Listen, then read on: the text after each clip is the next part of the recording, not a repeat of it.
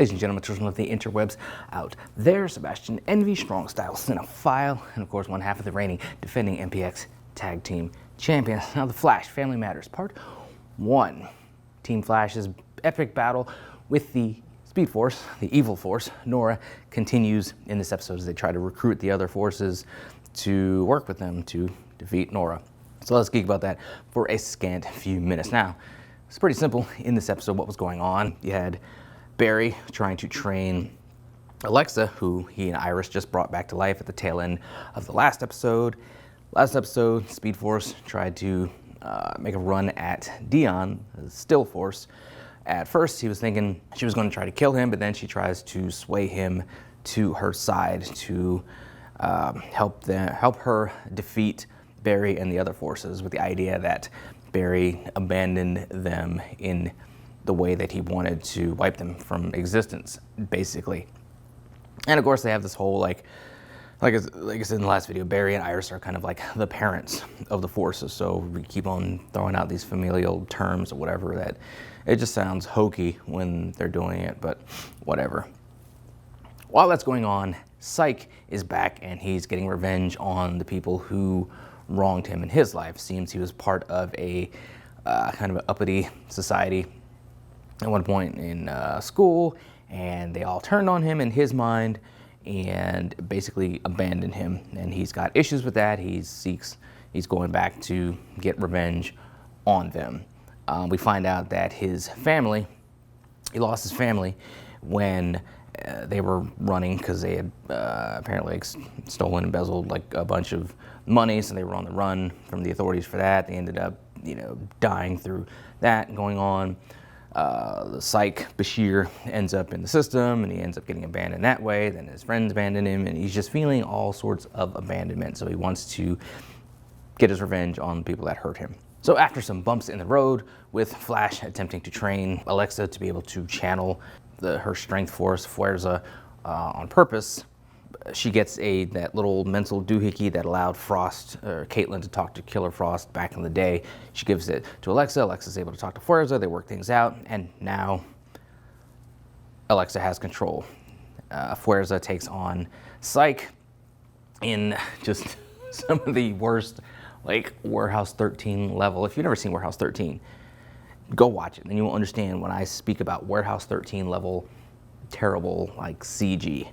And one of the things I keep on seeing said is like it's easier to do CG stuff at night because you can hide some of the just crappiness of it, when like the crappiness of TV level CGI, TV budget CGI. You can hide it better at night. But they have this battle with Psych during the day, and it just looks really horrible. And they manage to talk Psych down the ledge and tell him that he's not alone. He doesn't have to feel abandoned. That Alexa tells him that she understands what he's feeling, and that they'll all, be there for him. They promise to not abandon him, be there for him, be a family. And he's like, okay, cool, I'll try this out. Tail end of the episode, Nora shows up and attacks everybody and then dips out.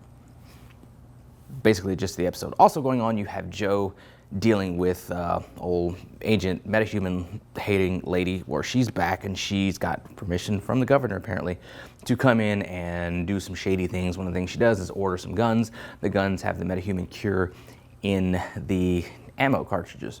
So Joe at first tries to tell her that that's not cool to do, and then he walks out, he retires.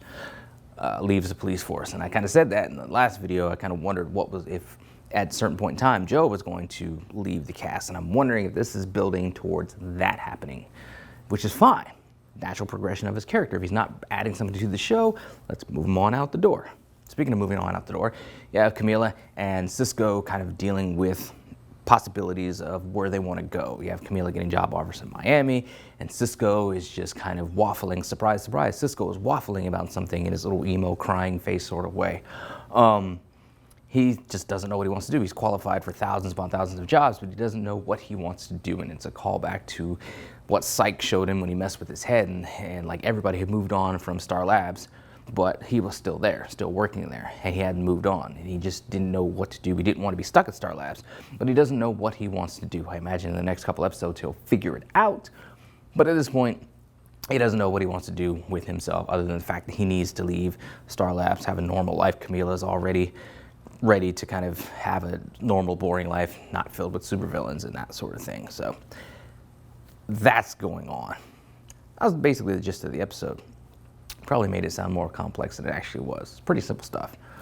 But it was an okay episode, I guess, for what we're doing with the Flash and this whole, I think this family storyline with the Forces and the Flash and Iris as parents is corny and hokey, but not like the good. Like early on in the Flash, we had good corny, we had good hokey, we had good, like that good Silver Age kind of camp, you know, and that was cool.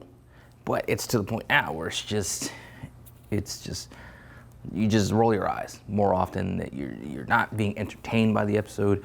You're watching it because you've watched everything to this point. You're clock watching. You're tempted to fast forward through things, and you're just rolling your eyes at some of this stupid stuff that's going on.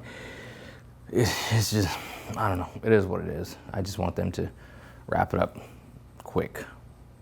That's where I'm at. Like I want to like the Flash. I really do. I just don't. That's where I'm at. And maybe I'm just,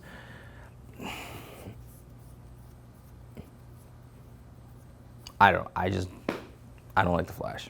It's on, it's Arrowverse. I watch it, take a chance that there's gonna be a crossover or something, another character coming in. We know that for the first 5 episodes of the next season, they're gonna have characters from other shows in the Arrowverse. I'm looking forward to that, kind of see what they're gonna do with that.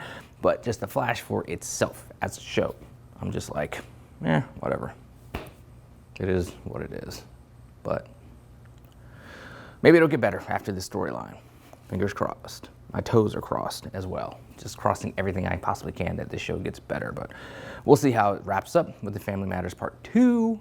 I've seen on message boards, stuff like that, there seemed to be like a gratifying fight that goes on towards the end of this. Maybe that'll redeem things for me.